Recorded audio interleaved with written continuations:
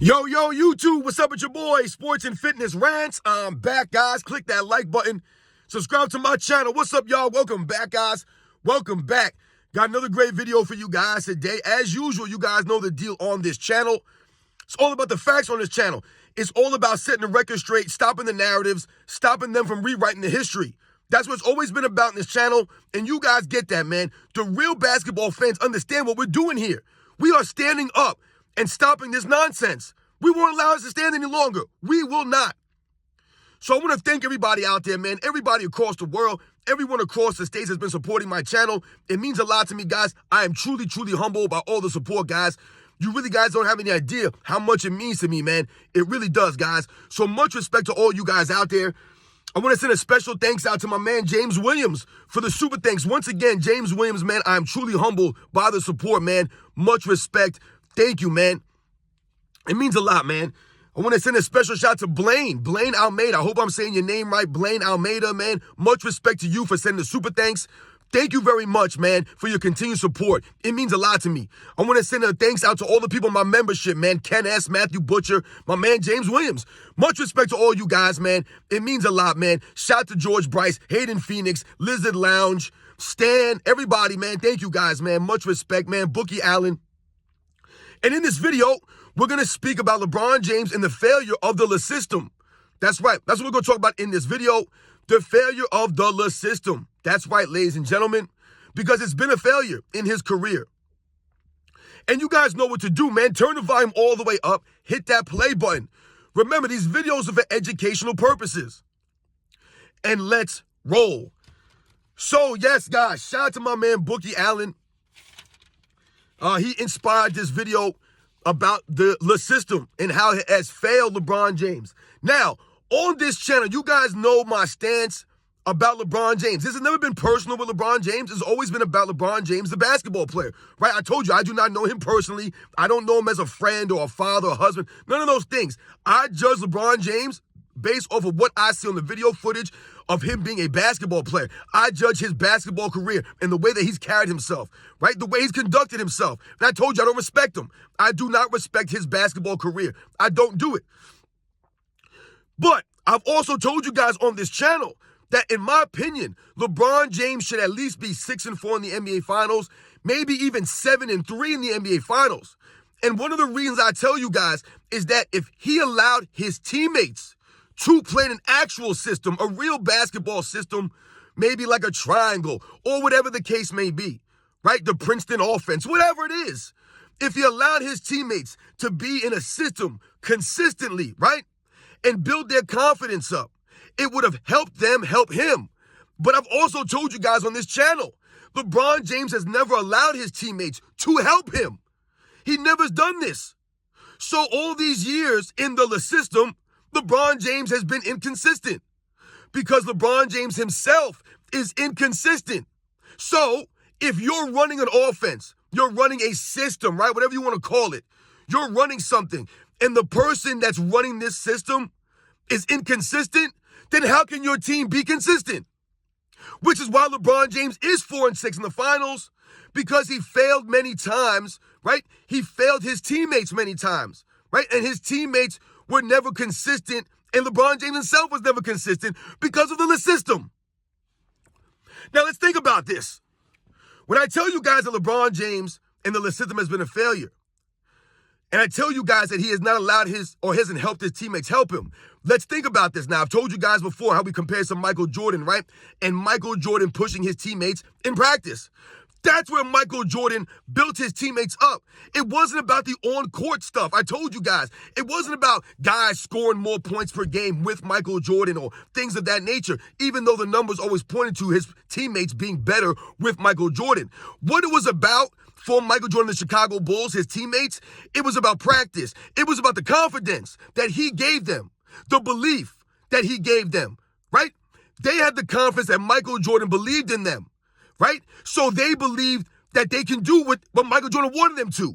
Right? And that's why I told you guys. That's why guys like Steve Kerr, Paxson, B.J. Armstrong, Horace Grant, Scottie Pippen, Luke Longley, Bill Wennington, Stacey King, right? Scott Williams, all these guys over the years, especially during that first three-peat, That's the reason why a lot of these guys were able to step up when Michael Jordan needed them. When the Bulls needed these guys to make a shot, make a play, whatever it was. These guys had the confidence to step up and knock it down, to make that defensive play, the hustle, all that stuff, because Michael Jordan held these guys to a standard in practice. How many times have you heard Michael Jordan's teammates say that practices were often harder than games? Have you guys ever heard any LeBron James teammates say that? No, you've actually heard the opposite of that. That people like Isaiah Thomas have talked about LeBron James teams don't practice. You even heard head coaches like Frank Vogel say in the past that, we don't really practice much. This is the thing that you'll hear from LeBron James, right? From his teams, from his teammates. The complete opposite of Michael Jordan's teammates, where these guys were scared of Michael Jordan in practice. Right? They talk about the intensity of practices and how hard it was. And it would get so, contested. Right? We think about Michael Jordan punching Steve Kerr. Right? Because Phil Jackson was trying to rig the game against Michael Jordan. Right? We think about Michael Jordan always playing with the second unit, going against Scottie Pippen in the first unit. This is how Michael Jordan built up Scottie Pippen and Horace Grant and all these other guys. You guys remember hearing or listening to Tony Kukoc in his Hall of Fame speech talking about Michael Jordan riding him in practice, making him a better player by doing that, right? You don't make your teammates better during the game. You make them better in the preparation leading up to the game. That's what a true professional, true leader like Michael Jordan did. LeBron James in the LeSystem, he never did that for these guys. So that's one aspect we have to think about, right? The practices, the way that Michael Jordan approached practice versus the way that LeBron James has approached practice throughout his career. It is not the same as a Michael Jordan. So once again, his teammates never developed the confidence, right, that they needed to go out there and perform. Because I've always told you guys, and most basketball fans know this, role players, right, not bums that LeBron James fans claim he played with, role players need confidence. That's big for a role player, to have that confidence, like I said, to step into a shot, right? To play that defense, to hustle, all that stuff. It helps you immensely in the mind when you have the confidence, when you know that the best player on your team has your back. That's what these guys need, the role players, right? Michael Jordan instilled that in his teammates. LeBron James never really did that at a high level, consistently. Another thing we must think about with the LeSystem that I've told you guys in the past is that LeBron James is handcuffing his teammates, right? So LeBron James will dominate the basketball, which takes away from the team concept. That goes to Michael Jordan's greatness. Him allowing Phil Jackson and Tex Winter to bring in the triangle offense, right? Not pushing back on this, not trying to get Phil Jackson fired, not requesting a trade. I'm not playing the triangle, man. I want to trade. I want out of here. If you guys don't get rid of Phil Jackson and Tex Winter, I'm leaving, man. I want the ball in my hands. I'm Michael Jordan. Let me dominate it. I'll win the game for us. He didn't have that approach. Michael Jordan was a little bit worried about Phil Jackson coming in, right? When Doug Collins was fired and they brought in Phil Jackson in the triangle, Michael Jordan said that we had just made our first Eastern Conference Finals with Doug Collins, right? The Bulls were ascending. They were going up. They weren't going down when Phil Jackson came in. They were already on an upward trajectory when Phil Jackson came in. A lot of people don't mention that kind of stuff. They act like Phil Jackson came in and the Bulls were terrible and all of a sudden they started winning when he got there. They were on the rise already. So remember, Doug Collins got him to the Eastern Conference Finals. Phil Jackson comes in, and Michael Jordan said, I don't know about this move because Doug Collins just got us to the Eastern Conference Finals. We just got further than we ever done before. And now you're bringing in a new coach and a new system. But Michael Jordan, being the leader he is, right, the competitor that he is, only really being concerned about winning, he was willing to give it a try. And in that first season, the Bulls would make the Eastern Conference Finals again and losing 7 games. But Michael Jordan started to see that his teammates were being able to help him more, right? That's what he knows about the triangle. It was allowing his teammates to be more successful by giving them a defined role. So every single game, these guys knew what their role was. They had a defined role in the triangle, in whatever the system was. LeBron James has never given his teammates a defined role. So what have you heard over the years from his teammates? Guys like Dwayne Wade, Chris Bosh, Kevin Love, guys like this. They've talked about having to adjust their games to fit around LeBron James and the LeSystem. That goes to why his teams are never as consistent as they need to be. This goes to his teammates not having the confidence, right? Because they never had a defined role. One game it's one way, another game it's another way. LeBron James is going to play this way, then he's going to play that way. He might take 25 shots, he might take 19 shots. He might pass the ball to a bunch of guys, or he may not. He might hold the ball. This is LeBron James in the LeSystem. He dominates all the action, so everything is predetermined by him. And when your main star is inconsistent, like LeBron James has been, right? Never developing a game or any of this stuff, can't play off a ball. All that does is hinder his teammates because they're forced into spots on the court where they're not used to being. What Michael Jordan allowed his teammates to do was be successful in areas that they should be, right? So he allowed his centers and the big guys to rebound the basketball. He didn't try to hog the rebounds or things of that nature. He allowed them to do their jobs, right? He allowed Scottie Pippen to be the point forward in the triangle. He wasn't concerned about assist numbers and Scottie Pippen being viewed as the point guard, right? Or the playmaker on the Bulls. He wasn't concerned about those things. Michael Jordan was a utility man. Whatever they needed him to do at any given moment, at any game, he can do it. That was part of his greatness. Anything. If they needed rebounding or help on the rebounds, he could do that. If they needed help playmaking, he could do that. They needed him to score at all times. He could do that. Shut down a player on defense, he could do that also. The leadership, that was Michael Jordan, right? No one else was a leader. It was Michael Jordan. He was the big brother. He was the elder statesman on the Chicago Bulls. I told you, he's the only guy from the Chicago Bulls' original roster when he got there in '85 to make it, right? And win all the championships. He's the only guy on that original roster. No one else was on that original roster. He was the elder statesman on Chicago Bulls, guys. LeBron James in the LeSystem, not the same thing.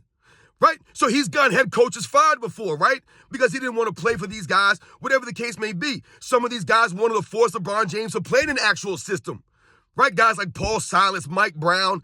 What happened to these guys? David Blatt. What happened to David Blatt? What happened to Eric Spoelstra?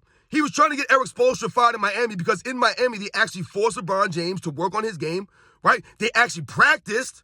So LeBron James' most consistent years, what they'll tell you was his best years, were his 4 years in Miami. That's not a coincidence, y'all. That was the first time he actually was they actually tried to put him in a system, right? They forced him to practice, work on his overall game, and you saw the best version of LeBron James during those 4 seasons. It's not a coincidence, guys. It's because they had management there. They had Pat Riley there. They had Eric Spoelstra. They had a strong leadership there with guys like Dwayne Wade and Udonis Haslem. LeBron James tried to go in there and wreck shop. He tried to go in there and blow up the franchise, and they wouldn't allow that to happen, which is why the Miami Heat have been a formidable and they've been a successful franchise all these years. Even without LeBron James, they've still made it to 2 NBA Finals. That's the Miami Heat organization. LeBron James really never understood what they were trying to get him to understand, right? He promised all those championships and then left. He should have stayed in Miami. It would have done wonders for his career. Maybe then we would have been able to see the greatest version of LeBron James all these years. But instead, LeBron James was chasing the stats, right? Wasn't chasing the actual winning. He never was. And in the LeSystem, he failed his teammates. And his teammates oftentimes were not there for him. Because oftentimes, and I've talked about this in a video, there's another aspect here. LeBron James always needed his teammates to cover up for his flaws.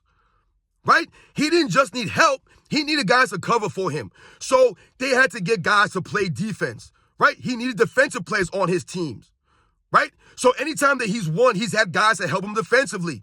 Right? Guys that pick up his slack. Michael Jordan didn't need Scottie Pippen to pick up the slack for him, or Dennis Rodman, or B.J. Armstrong, or Horace Grant. All he needed was some of these guys to step up and play some defense to help him out. Right? Michael Jordan was going to give the same effort regardless. We can't say the same thing about LeBron James in his system. So when we think about the Miami Heat, he had guys like Birdman Anderson, Udonis Haslem, Dwayne Wade, right? Shane Battier. These guys were known for defense, for being defensive players. So they helped LeBron James, right, with his lack of consistent defensive effort. That's what those guys were there to do, to help cover for LeBron James, right? Same thing we think about in Cleveland, right? In Cleveland, he needed guys to cover for him defensive liabilities. Right? So you had guys like Tristan Thompson there to grab rebounds, to play down low defense. You had guys like Iman Shumpert, who was known for his perimeter defensive hustle. Right? Guys like J.R. Smith, who took on a role of being more defensive. That was never his M.O. when he first came in the league, but he took upon a role on those teams to help LeBron James on the perimeter, to be a 3-and-D guy, J.R. Smith. Guys like Richard Jefferson, right, who are known for being hustle guys. So he had him on the team. These guys were helping LeBron James in some of the inefficiencies that he had, some of his flaws. Another aspect, LeBron James has always needed guys to have outside shooting, right, to cover for his lack of shooting. So he's once again forcing these guys to play roles, to be spot-up shooters, to help him with perimeter shooting. So guys like Kevin Love, who was known for being a down-low presence, a really great rebounder before he went to Cleveland, now he's relegated, right, to standing on the perimeter on the three-point line and being a spot-up shooter, right? A guy who's going to wait for LeBron James to drive and kick to him. Same thing for Chris Bosh. That was never Chris Bosh's game in Toronto, stand on the perimeter and wait for someone to kick it out to him. No, he was a guy that was going to give you about 20, 22 points a game, maybe 8 or 9 rebounds, right? Leading the Toronto Raptors. He was going to be a down-low post presence, right? Nice mid-range jumper. Hit a nice touch, Chris Bosh, the left-handed stroke. But now he's relegated to staying on the perimeter. And what does Chris Bosh have to do now? He has to become a 3-and-D guy. Chris Bosh, guys, that's what LeBron James forces his teammates to do in the LeSystem. This is why they're not consistent. And this is why him and his fan club, they'll point the finger at his teammates. It's easy to do that because you're forcing these guys to do things that they never done before. Right? LeBron James has needed guys to be closers on his team because LeBron James himself has never been a consistent closer. So in the Miami Heat in 2011, where was he? Dwayne Wade was doing everything he could and LeBron James was folded up. Right? Because once again, he wasn't in the LeSystem, right? So he didn't have the ball in his hands. Right? So they were forcing LeBron James to play off ball. LeBron James didn't know what to do. Look at him without the ball in his hands. He literally stands around like a statue, guys.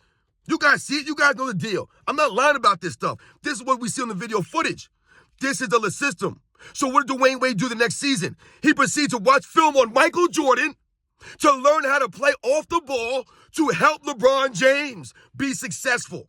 That's what Dwayne Wade did for his friend because LeBron James couldn't do it. Couldn't do it. This is the LeSystem, guys. This is why he's 4-6 in the finals. And I told you he should be at least 6-4. 2015, he could have won that. He could have. 2017, they could have won those finals, guys. 2011, we know he should have won that one. 2014, why could they have not been more competitive? 2007, same thing. A lot of these finals, LeBron James, not saying they should have won flat out, but what I'm saying is that he could have won some of those finals, right? If he allowed his teammates to help him, to have them put them in a better position to be more successful, give them a role, right? A determined role that they always know. Michael Jordan's teammates, they knew where they stood. They knew what to do, right? They all learned and developed in the triangle. Michael Jordan allowed this. He didn't hog the ball, dominate the ball like a lot of people will say now, oh, Michael Jordan was a shot chucker. No, Michael Jordan was the only scorer on his team. Michael Jordan was a closer. He was everything offensively for the Chicago Bulls, everything. All the Bulls fed off of him in the triangle. That's what made the triangle so great with Michael Jordan, the Bulls so great. It's because Michael Jordan's well-rounded offensive game, teams focusing on Michael Jordan, leaving guys like Pippen, B.J. Armstrong, Horace Grant, Bill Cartwright, leaving these guys open for shots, right? Leaving them open to make plays. Michael Jordan pushing his teammates in practice. I can't stress this enough, guys. LeBron James has never done that.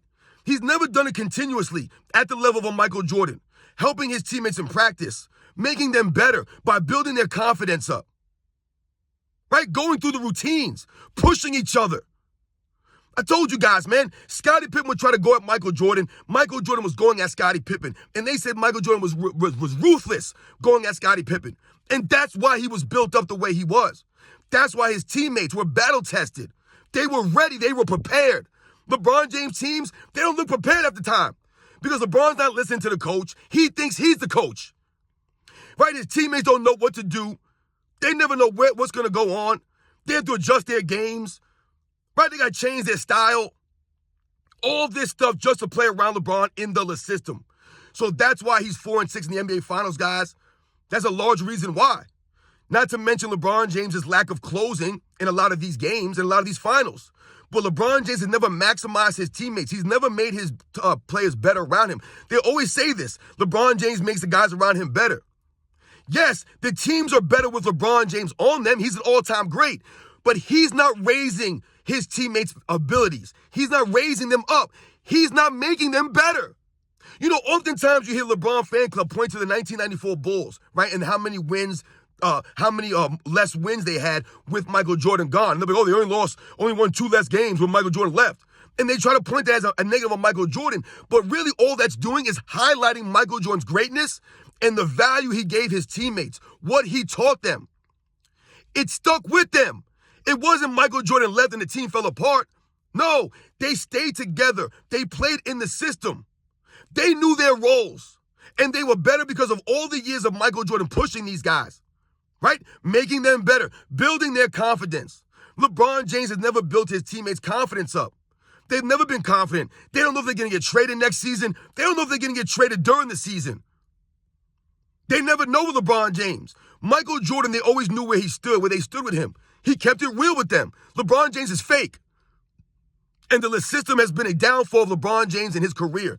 If he would have stayed in Miami and played an actual system, allowed an actual system to be run, if he would have pushed his teammates in practice consistently, stop worrying about exercising and working out, he should have been working on his free throw routine, working on a jump shot, working on a handle, working on his teammates, pushing these guys, making them better, holding them to a standard.